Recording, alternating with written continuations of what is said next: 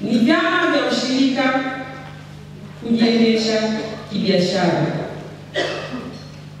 Tukieleza vyama vya ushirika kujiendesha kibiashara, tumaanishi wewe ukafanya biashara sokoni pekee. Hapana. Tunaposema ujiendeshe kibiashara, tafsiri ya haraka ni kwamba ni vyama vinatakiwa kwenda na mpangilio na mpango katika kuhakikisha kwamba wanafikia malengo. Kwa mfano, unaweza ukawa unafanya uwekaji wa akiba na mikopo kwenye chama chako.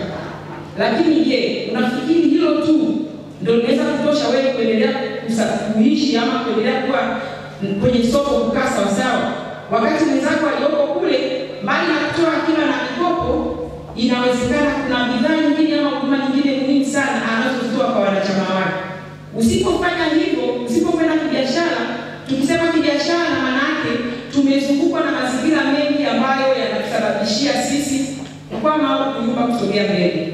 Kwa hiyo ndugu zangu wa vyama tuliomo ndani, viwe vya akiba na mikopo, viwe vyama vya wavuvi, viwe vyama vya mazao na vyama vingine, twende tukasimamie vyama vyetu kibiashara. Tuwe na mipango thabiti na malengo thabiti katika kusimamia vyama vyetu. Tusiende kwa mazoea.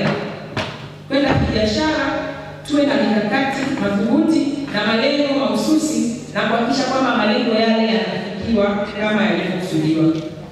Lakini vile vile tume yetu ya maendeleo ushirika imekuwa na kipaumbele cha kuharakisha mchakato wa uanzishwaji wa benki yetu ya ushirika ambao umeona ni dhamini mkuu wa tukio letu la leo. Benki hii imekwisha kuanza na benki hii imekwisha kufanya kazi, na imeanza benki ya ushirika kwa kishindo. Imeanza ikiwa na matawi 4 Tanzania. Kwa hiyo unaweza kuona nguvu ya mwanaushirika ilivyo katika kuhakikisha kwamba malengo ya serikali yanatimia.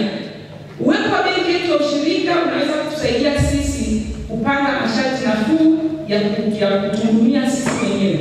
Tofauti na ambavyo ilikuwa miaka yote tunakwenda kuchukua mikopo kwenye taasisi zingine za kifedha ambao mikopo hiyo inakuwa na riba kubwa. Na ushirika unajengwa na kuendelezwa kwa kuwepo kwa shughuli mbalimbali za kiuchumi. Pasipokuwa na shughuli mbalimbali za kiuchumi, hata mwendelezo wa ushirika wetu unaweza ukayumba.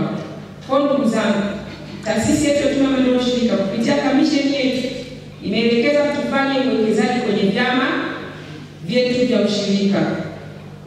Lakini kipaumbele kingine, taasisi yetu ya Tume ya Maendeleo Ushirika inatutaka tuhamasishe makundi maalum na makundi mbalimbali yaliyopo kwenye jamii kujiunga na kuanzisha vyama vya ushirika.